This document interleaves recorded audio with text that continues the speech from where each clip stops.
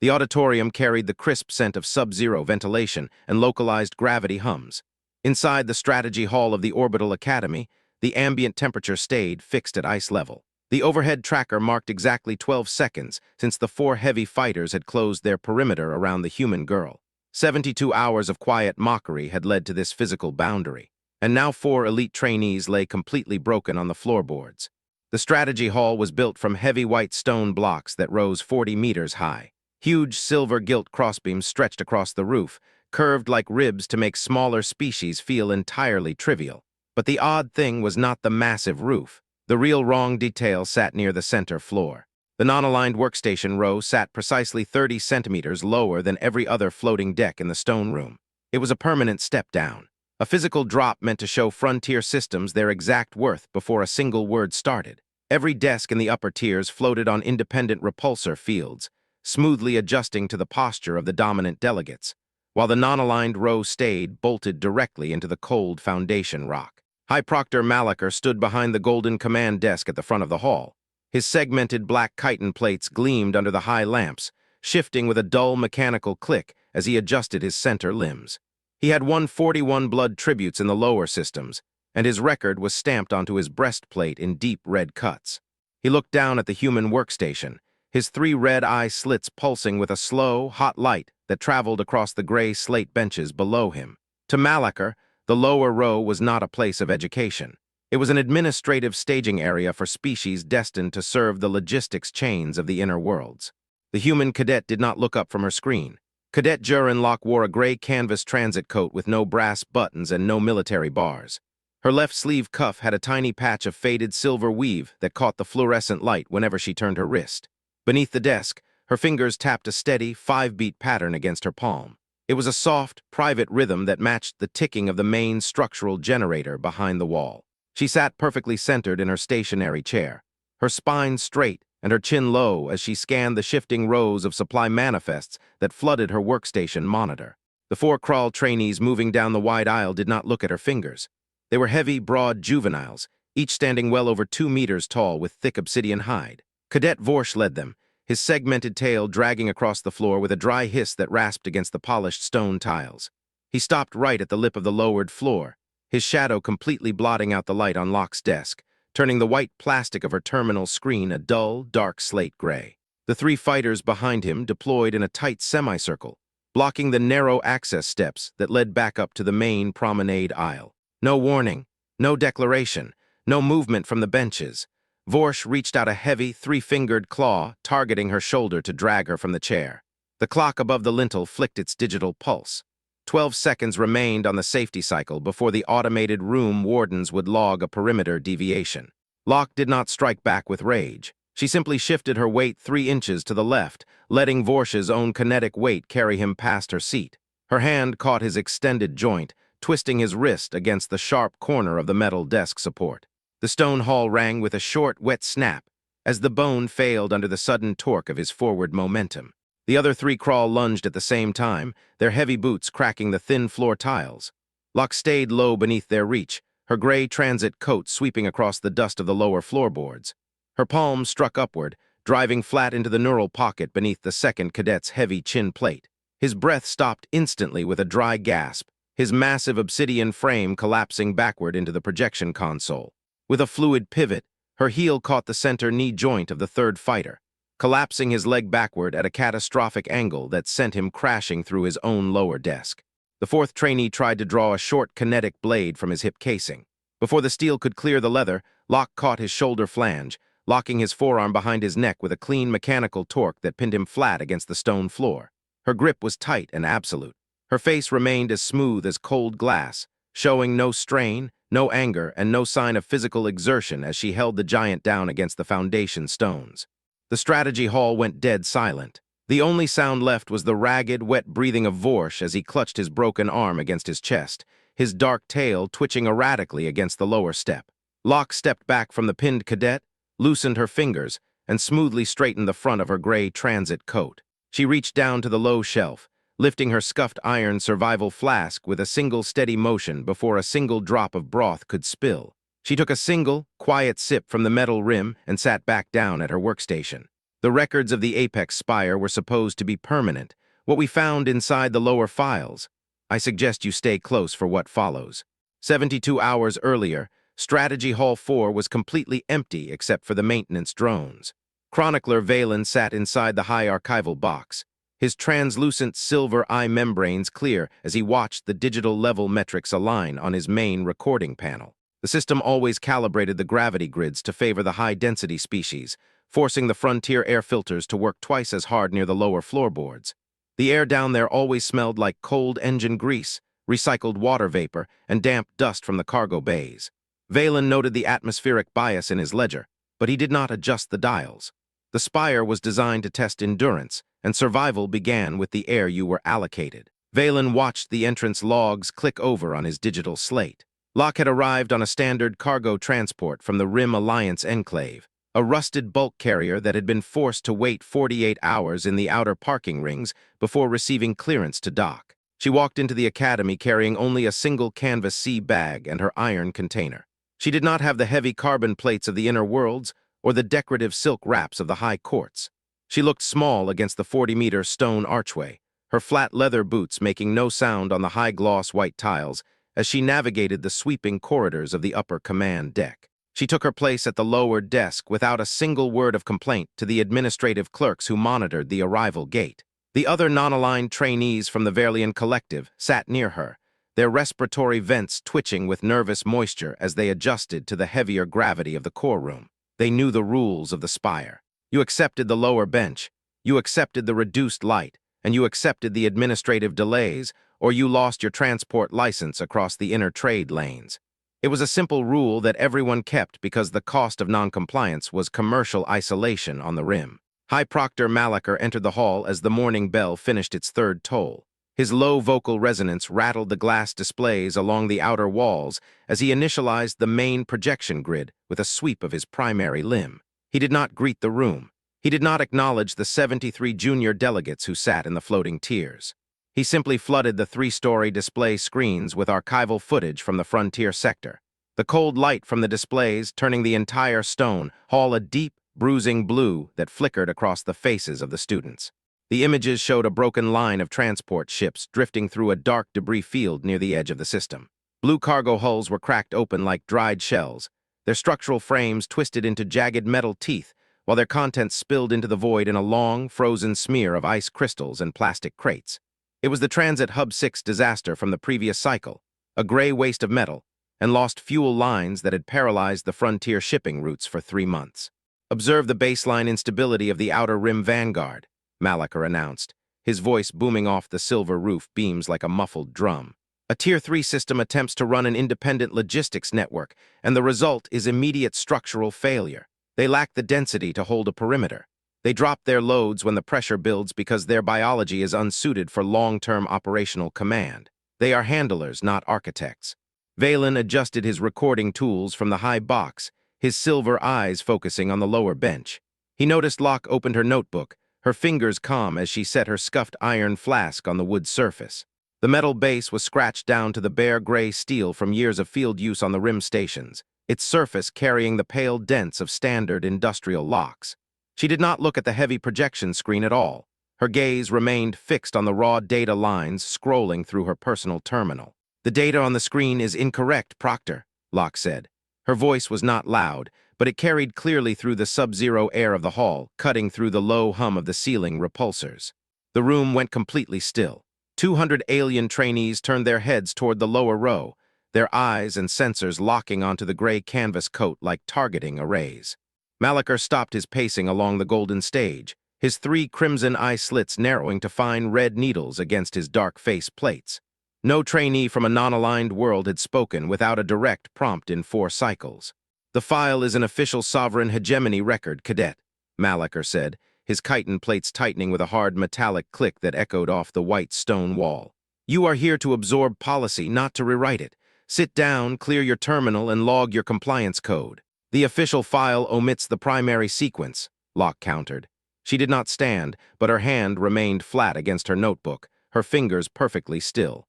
"The border disruption files were edited to delete the deliberate depressurization of Transit Hub 6. There were 14,802 registered civilian laborers inside the core ring when the valves were forced open from the outside. Your Vanguard fleet took the fuel cargo after the air left the station. The ships did not fail. They were cleaned out. Valen's ocular membranes clouded slightly to an opaque white. He checked his private terminal beneath the counter, his fingers moving across the secure archival keys with an anxious rhythm. The human cadet was citing specific logistics logs that were supposed to be sealed behind high-level military encryption networks. It was a massive security breach, but she spoke like she was simply reading a parts list for a common cargo loader at a frontier depot. Across the aisle, Cadet Vorsh leaned over his desk, his heavy jaw plates splitting to show 3 rows of grinding teeth as he looked down at the human workstation. The minor systems always whine about numbers when their ships fail the inspection metrics, he muttered loudly toward the center row, drawing a low chuckle from the crawl cadets sitting behind him. Malachar raised a single upper limb to silence the room, the red cuts on his breastplate catching the light. The spire records what is efficient, Cadet Lock. The universe has no structural memory for cargo handlers who cannot defend their own airlocks. You will learn your place in the logistics chain, or you will return to your frontier dirt. We do not negotiate with logistics clerks who copy encrypted logs. Locke did not answer. She simply capped her pen, took a slow sip of the bitter chicory broth from her iron flask, and began tapping that 5-beat pattern against her palm. She looked entirely unbothered, as if she were simply measuring the distance between 2 fence posts on an old farm station. But Valen knew the look of an outer rim surveyor. They did not shout when the storm hit the solar arrays. They did not run for the bunkers when the pressure valves began to whistle. They simply measured the wind speed, locked their brackets, and waited for the bolts to shear under the strain. By the second afternoon, the social pressure inside Strategy Hall 4 had escalated past verbal insults. The Verlian trainees had been shifted to a separate dormitory wing near the quarantine bays, leaving Locke completely isolated on the lower bench. The administrative clerks had quietly increased her daily digital workload by 62%, filling her terminal with corrupted cargo lists that required manual sorting before the sector cleared each night. The heating vents near her workstation were shut down for routine maintenance, causing a thin layer of frost to form along the edges of her slate desk. She stayed at her desk until the station lights shifted to the amber evening cycle, her fingers moving across the cold plastic of the terminal keyboard. She did not look at the upper benches where the crawl cadets gathered to watch her work, nor did she acknowledge the low comments that followed her when she left the hall for her meal rations. She simply sorted every file with an unhurried, clinical precision. Her hand never shook as she matched the data lines against the historic trade codes. Valen remained in his archival box, his silver eyes tracking her movements through the automated security feeds that flickered across his secondary monitors. He had spent 300 solar cycles recording the rise and fall of elite academy classes, and he knew how these patterns usually ended. The Spire used small aggregations of misery to break the spirit of Tier 3 trainees until they volunteered for reassignment, leaving their systems without official representation during the quarterly lane allocations. But Locke had a hidden layer that the security fields were completely missing. When she cleared her desk at the end of the shift, she did not walk back to the transit docks or the non-aligned bunk rooms. She took a narrow service lift down to the Rim Alliance Enclave, a damp, unmonitored sector of the station that smelled of heavy grease, sulfur coolant, and old water. It was a place where the big empires never went because the corridors were too narrow for their high-density armor plates. Inside a small cargo hold behind the main filtration tanks, 5 representatives from the marginalized worlds were waiting for her under the dim light of a flickering utility bulb. They did not have weapons or tactical displays on the table. They had simple legal sheets, trade manifests, and ancient station charters printed on cheap composite film that rattled in the air currents from the ventilator ducts. The hegemony has authorized 3 more high-density patrols through our harvesting zones, a Verlian engineer whispered, his respiratory vents pulling tight against the humid air as he pointed to a hand-drawn map. If we sign the new compliance codes, we lose our fuel rights for 11 cycles. We will have to buy our own ice from their tankers at triple the rim rate just to keep our colony filters from freezing. Locke set her iron survival flask on the table with a firm, hollow thud that cut through the low rumble of the nearby water pipes. They want you to sign because they think you only understand physical threats. They are counting on your fear to clear the sector logs so their expansion looks legal on the core feeds. If you drop your pens now, you will never get your decks back. You will be tenants on your own home worlds. We cannot fight their vanguard ships, Locke, the engineer said, looking down at his webbed fingers with a dull, heavy sigh. "We do not have the kinetic plates to absorb their primary batteries. We do not have the heavy tracking arrays to mark their targets before they drop from the jump lanes.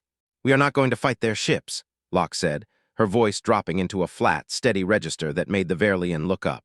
She unrolled a master grid map of the Academy's legal charter across the oil-stained table, her finger tracing the ancient margin lines.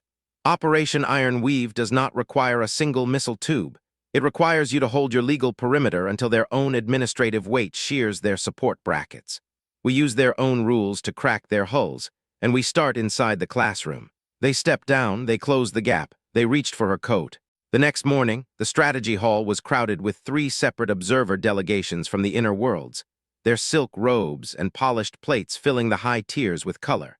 They had come to watch Malaker's final presentation on resource distribution metrics, completely unaware that the lower row had already rewritten the terminal access code. Vorsh and his 3 companions took their places directly behind the human workstation, their massive bodies casting long shadows over Locke's gray coat as she sat down with her iron flask.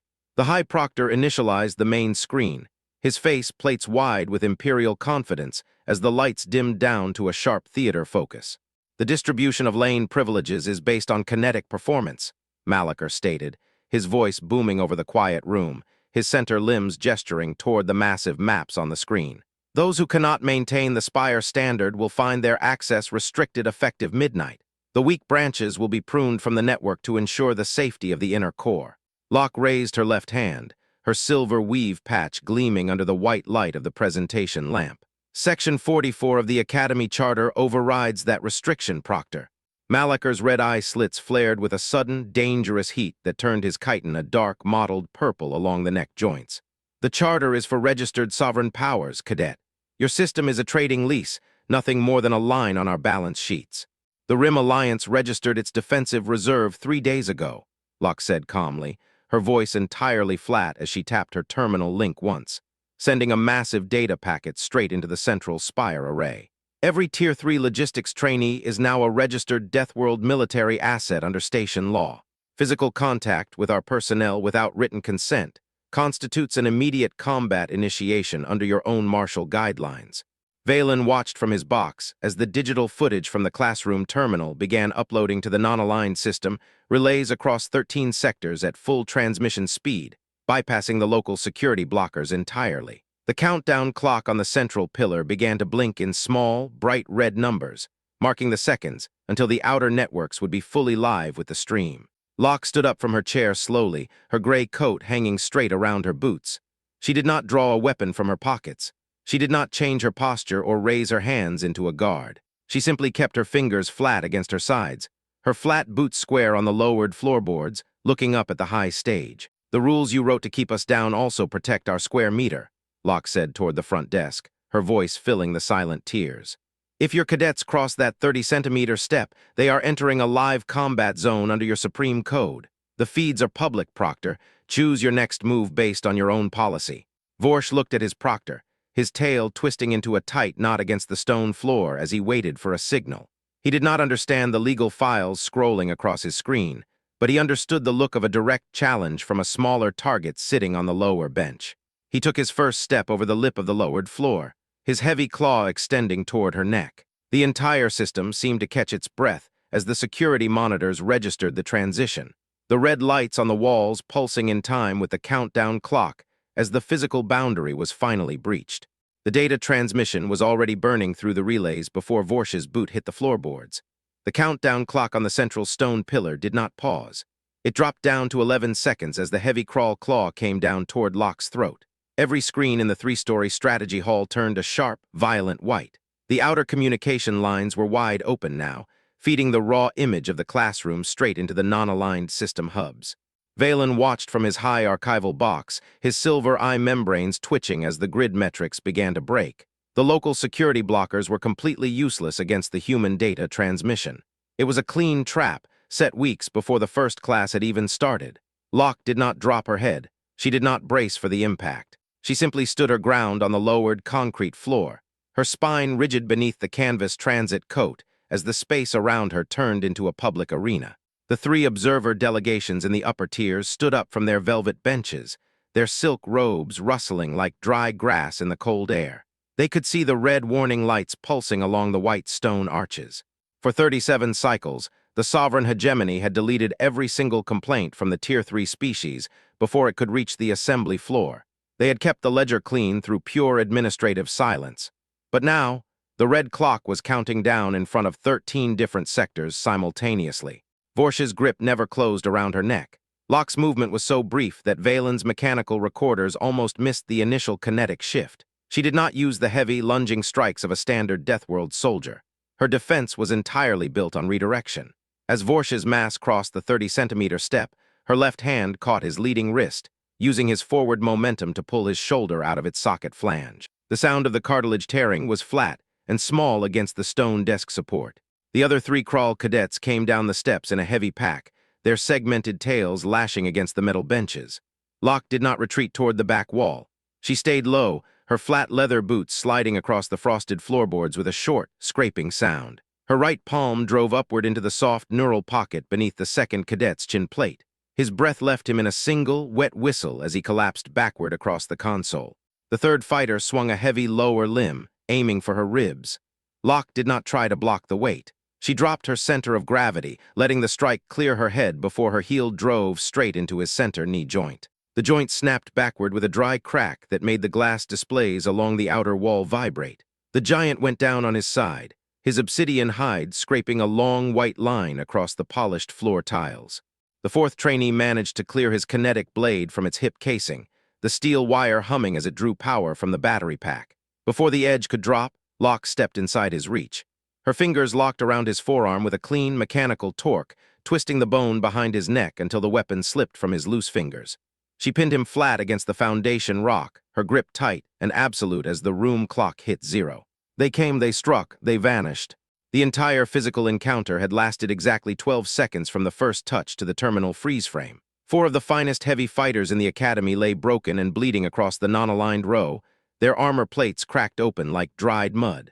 Locke stood in the center of the wreckage, her gray coat hanging perfectly straight, her face as smooth and unbothered as cold pond glass.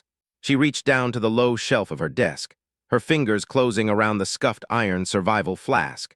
Her hand was perfectly steady as she lifted the container, checking the seal before a single drop of her bitter chicory broth could escape onto the stone floor. She took a slow, deliberate sip from the metal rim, her eyes looking up toward the front stage where Malaker stood frozen behind his golden desk.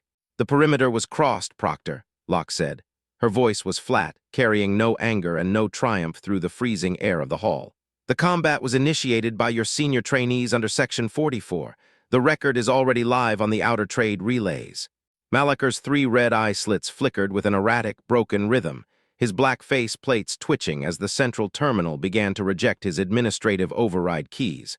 The High Proctor's vocal resonance was completely gone, replaced by a low, dry rasp that could barely clear his jaw plates. "This is an academic exercise, Cadet. You have assaulted 4 registered delegates of the sovereign hegemony. I defended a military perimeter under your supreme code," Locke corrected him. She did not raise her voice. She simply set her iron flask back down on the wood surface with a clean, heavy thud. "Your cadets chose to treat our bench as a place of submission. We chose to treat it as a legal boundary." Within 2 hours, the digital footage had cleared the outer sectors, spreading through the logistics networks like a fuel fire. The tiny amphibious delegates of the Verlian Collective were the first to release their hidden archives, using the human data link to bypass the Spire's central monitors. They flooded the public feeds with 41 cycles of suppressed grievances, showing every deleted report and every unpunished act of workplace discrimination across the docks. The Pelari representatives joined them by sunset, submitting 300 pages of segregated dormitory assignments and restricted fuel allocations that dated back 11 years. The small, non-aligned systems that had spent decades trading in silence suddenly found their voices behind the human shield. A coalition was forming in the dark corners of the academy, built not on military strength, but on the shared weight of 100 small humiliations.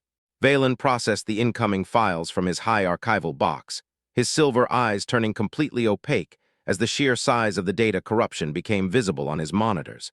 The human vanguard had never requested an empire. They had never built a single dreadnought or claimed a single high-density mining world. They had spent 37 years training their cadets to do one specific thing: absorbed the pressure until the structure itself began to shear. By the third morning, the Aegis Sector Tribunal Room was packed to the stone rafters with representatives from 73 separate worlds. High Chancellor Vorun sat at the apex of the central arc, his silver robes pooling around his heavy lower limbs as he tried to establish administrative order over the shouting delegates. The golden lamps above the bench threw long, sharp shadows across the floorboards.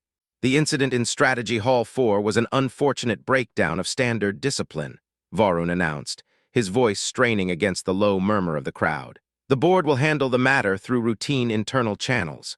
Valen rose from his clerk's seat, his hand tapping the primary override switch on the central display. The records are no longer internal, Chancellor, he said softly, his voice carrying an uncharacteristic edge of defiance through the high chamber. The archive begins where our compliance ended. He activated the slowed footage on the main 3-story screen.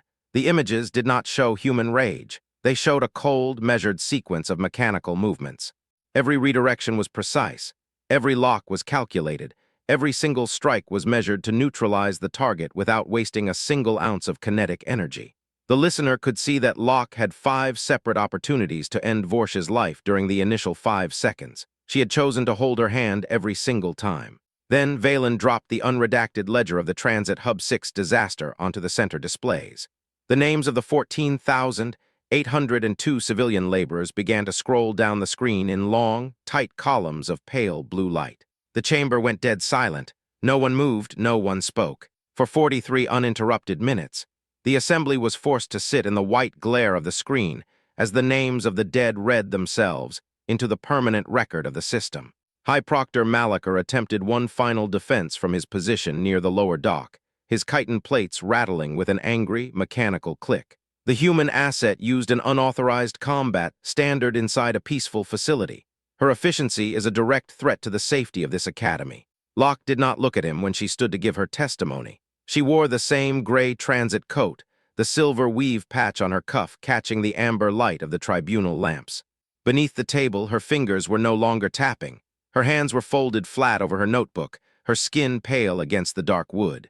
My instructors taught me a simple rule during my frontier logistics training, Locke said, her voice dropping into a quiet, rhythmic cadence that filled the entire hall. The ultimate function of force is establishing a boundary where it never needs to be spent. We did not bring weapons to your spire, Proctor. We brought your own documentation. The High Proctor's career did not survive the afternoon. The institutional framework did not collapse from a fleet action or a siege. It fell apart under the weight of its own administrative procedures. The secondary security logs revealed that Clerk Sarn had been systematically altering the entry files for Tier 3 trainees for 13 cycles, hiding 300 separate cases of physical harassment behind routine maintenance tags. There will be no adjustments. There will be no delays. There will be no hidden records. By the time the final panel hearing concluded at midnight, 3 senior admirals had submitted their formal resignations, their careers thoroughly destroyed by the public ledger. The board of directors was dissolved by court decree, and the commercial licenses of the high-density empires were suspended across 13 transit sectors until a full forensic audit could be completed. 6 months later, Strategy Hall 4 opened its heavy timber doors for the winter cycle. Valen sat in his high box, watching the new trainees file through the wide entrance with their slates. The physical space had been completely transformed during the recess. The non-aligned row was gone. Every workstation now stood on a perfectly level field of composite stone, floating at the exact same height across the floor. Near the main archway rested a simple bronze plate, its surface unpolished and dark under the ceiling lamps. At the top of the metal, the names of the minor species delegates who had been harmed by the old discrimination metrics were listed in clean, deep cuts. At the bottom, in smaller text, appeared the 14,802 workers of Hub 6. Students often stopped there before their morning drills, their fingers tracing the metal lines before they took their seats. They did not do it because the Academy Code required it. They did it because individual memory was the only thing that could hold a structural boundary against the dark lanes. Valen found Locke sitting near the outer station gardens after the final lecture had cleared, her gray canvas coat resting across the back of a green iron bench. The area smelled of wet soil, green leaves, and the faint, sweet scent of recycled water. She was breaking small, dried chunks of kitchen bread into a small concrete pool where 3 gray migratory birds were swimming in slow circles. They seem entirely useless, Valen observed, his translucent eye membranes clear as he watched the gray waterfowl jostle for the crumbs. "They are ducks," Locke explained, her fingers moving with that same unhurried pace as she broke the last crust. "They don't have a logistics function, but they remind us of the ground." For a long time, they sat in the quiet hum of the station lights, watching the birds cross the dark surface of the pool. The old hierarchy was broken now, the floating desks level, the files public across 13 systems. The frontier lines were closer than they had ever been to the core. "Why did your reserve wait 37 years to drop the records?" Valen asked, looking at her steady profile against the glass. Locke did not turn her head. She reached down to her boot, her fingers closing around the scuffed iron survival flask that rested against the leather. She sealed the iron container with a single clean click, the dented metal finally resting on a level surface. Retribution is a momentary impulse. Teaching an empire to break its own habit is real victory. The gray birds circled lazily across the cold water, their webbed feet leaving small, level ripples that vanished into the shadow of the garden wall.